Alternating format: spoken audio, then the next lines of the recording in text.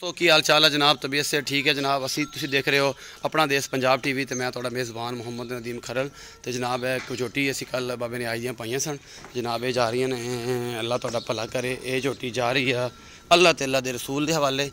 असी लगे इनू करन। ये जाती पई है जनाब गुजरात डॉक्टर इशफाक साहब कोल। तो जनाब ये दूसरा भी एक जानवर अल्लाह के हुक्म के नाल असी जनाब इन्होंने लगे भेजन। तो ये जनाब लोड कराने लगे।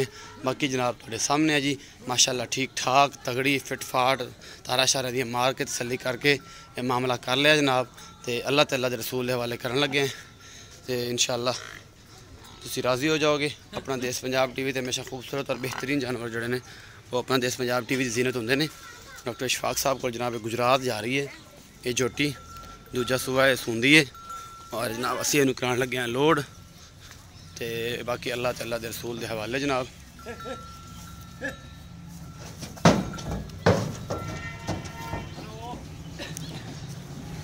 अल्लाह ताला खैरी सलामती लेके जावे जी इन्होंने इंशाअल्लाह।